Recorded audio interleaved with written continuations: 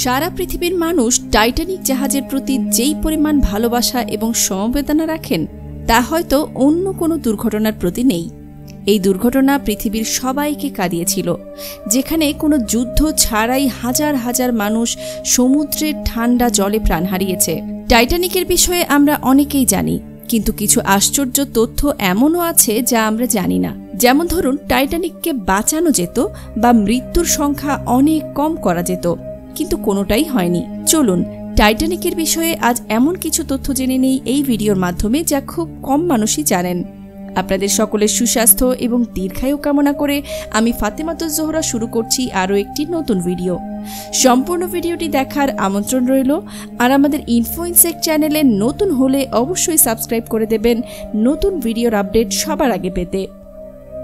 মৃত্যু যেন টাইটানিক তৈরি করার সময়ের সাথেই জুড়েছিল, কারণ টাইটানিক জাহাজ নির্মাণের সময় ৮ জন কর্মী মারা যায় বিভিন্ন দুর্ঘটনায়। এমনকি ১৯১১ সালের ৩১ মে জাহাজটি যেদিন প্রথম সমুদ্রে নামানো হয় সেদিনও ৪৩ বছর বয়সী এক কর্মী মারা যায়। বলা হয় মৃত্যুর সময় যখন চলে আসে তখন সে আর কারোর ডাক শোনে না। না হলে পরপর ৬ বার সমুদ্রে থাকা বরফের নিউজ পাঠানো হয়েছিল টাইটানিকে।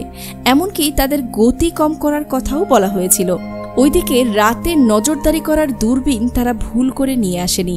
এরপর যেদিন রাতে টাইটানিক ডুবেছিল সেই দিন সকালে একটা লাইফবোট ড্রিল হওয়ার কথা বলা হয়েছিল, যেখানে একটি লাইফবোটকে কিভাবে সবচেয়ে বেশি মানুষকে নিয়ে চলা যাবে তার বিষয়ে বোঝানো হতো যাত্রী ও ক্রুদের।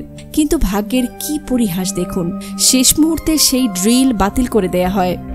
এতগুলো ঘটনা, যার মধ্যে একটি সতর্কবার্তা শুনলেও হয়তো বেঁচে যেত টাইটানিক। টাইটানিক দুর্ঘটনার কথা যখন খবরের কাগজে ছাপানো হয় তখন বলা হয়েছিল একটি বিশাল জাহাজ ডুবে গেছে, কিন্তু কোনো মানুষ মারা যায়নি, কারণ জাহাজ দুর্ঘটনার পর মৃত্যুর বিষয়ে নিউজ পেপারগুলো কোনো সঠিক নিউজ পায়নি। পরে যখন দুর্ঘটনার আসল মৃত্যুর সংখ্যা প্রকাশিত হয় তখন গোটা বিশ্ব হতভম্ব হয়ে গিয়েছিল। জাহাজটি যখন ডুবে গিয়েছিল তখন সেখানে জলের তাপমাত্রা ছিল ২ ডিগ্রি সেলসিয়াস, যে ঠান্ডার মধ্যে মানুষ মুহূর্তের মধ্যে হার্ট অ্যাটাক হয়ে মারা যেতে পারে। কিন্তু জাহাজের যেই চিফ শেফ ছিলেন তিনি ওই জলে ২ ঘন্টা ধরে সাঁতার কেটেছিলেন। পরে তাকে যখন উদ্ধার করা হয়েছিল তিনি একটি ইন্টারভিউতে বলেছিলেন তার ওই ঠান্ডা জলে তেমন কোনো অসুবিধা হয়নি, কারণ সে জলে ঝাঁপ দেওয়ার আগে হুইস্কি খেয়েছিলেন, যার ফলে তার শরীর গরম হয়ে গিয়েছিল। বিশ্বের ইতিহাসে সবচেয়ে আশ্চর্য কাকতালীয় ঘটনাগুলোর মধ্যে একটি হলো টাইটানিক দুর্ঘটনা, কারণ এই জাহাজ ডোবার ১৪ বছর আগে এক লেখক মর্গান রবার্টসন একটি বই লিখেছিলেন যার নাম ছিল the rake of the Titan, যেখানে তিনি একটি বিলাসবহুল জাহাজের কথা উল্লেখ করেছিলেন এবং সেই জাহাজটি একদিন সমুদ্রে থাকা বরফের টুকরোর সাথে ধাক্কা লেগে সমুদ্রে ডুবে যায়। আর আপনি জানলে অবাক হবেন, আসল টাইটানিক আর এই বইয়ের সেই জাহাজটি দুটোই এপ্রিল মাসে ডুবে গিয়েছিল এবং দুটোই আটলান্টিক মহাসাগরে ডুবে গিয়েছিল। দুটো জাহাজেই পর্যাপ্ত লাইফবোট ছিল না, ফলে অনেক যাত্রী ঠান্ডায় জলে ডুবে মারা যান। এবার বলুন তো এতটা মিল কিভাবে সম্ভব? টাইটানিক ডুবার পর সবাই ধারণা করেছিল যে এই বিশাল জাহাজটা হয়তো গোটা অবস্থাতেই ডুবে গিয়েছিল, কিন্তু এর ৭৩ বছর পর সমুদ্রের নিচে যখন টাইটানিক জাহাজটির খোঁজ পাওয়া যায় তখন দেখা যায় এটি ডুবার আগে ২ ভাগে ভাগ হয়ে গিয়েছিল এবং ভাঙাচোরা অংশ সমুদ্রের নিচে কয়েক কিলোমিটার ধরে ছড়িয়ে ছিটিয়ে পড়েছিল। বরফের ধাক্কা লাগার ৩৭ সেকেন্ড আগে জাহাজের প্রহরীরা বরফের টুকরো দেখতে পেয়েছিলেন। মাত্র এই ৩৭ সেকেন্ডে এত বড় জাহাজটাকে বাঁ দিকে ঘোরানোর পুরো চেষ্টা করে, কিন্তু তাতে জাহাজটি সাইডে ধাক্কা লেগে যায়, ফলে জাহাজটি ডুবতে শুরু করে। বলা হয় যদি ৩০ সেকেন্ড আগে দেখা যেত ওই বরফ তাহলে স্বপ্নের টাইটানিক বেঁচে যেত, কিন্তু কুয়াশার জন্য সেই বরফের টুকরোটি দেখা যায়নি। টাইটানিক যেদিন লন্ডনের সাউথহ্যাম্পটন বন্দর ছেড়ে যাত্রা শুরু করে সেদিন প্রায় ১ লক্ষ মানুষ এই জাহাজের যাত্রীদের শুভেচ্ছা জানিয়েছিল। আর টাইটানিক ডুবে যাওয়ার পর যখন আরেকটি জাহাজ RMS কার্টেপিয়া দুর্ঘটনায় বেঁচে যাওয়া যাত্রীদের আমেরিকায় নিয়ে আসে তখন তাদের সাথে দেখা করতে সেখানে প্রায় ৪০,০০০ মানুষ আসে। টাইটানিক জাহাজের ডিজাইন লন্ডনের রিচ হোটেলের আদলে তৈরি করা হয়েছিল। এই হোটেলটা 1906 সালে লন্ডনে চালু করা হয়, যা এখনও সেখানে আছে।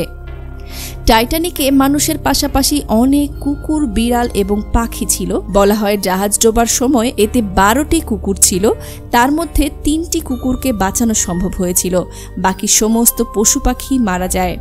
জাহাজে থাকা একটি কুকুরের নাম ছিল রিগেল।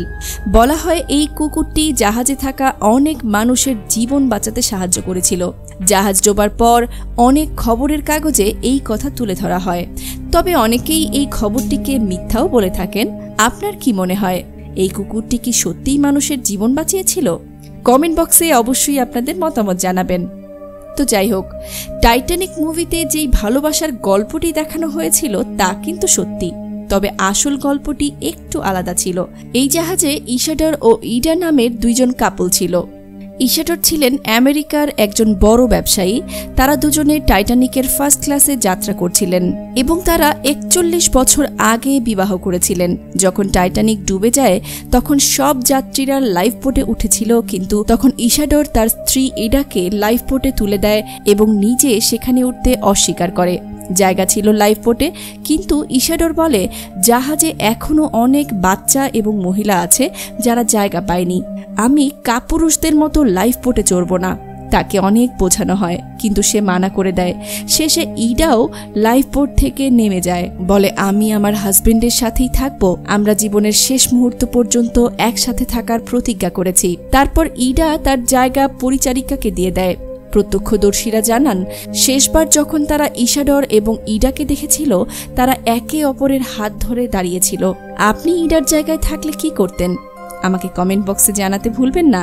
আজকের ভিডিওটি এই পর্যন্তই। আশা করি ভিডিওটি আপনাদের ভালো লেগেছে। ভিডিওটি ভালো লাগলে প্লিজ লাইক, কমেন্ট এবং শেয়ার করবেন। পরবর্তী ভিডিও দেখার আমন্ত্রণ রইল। আল্লাহ হাফেজ।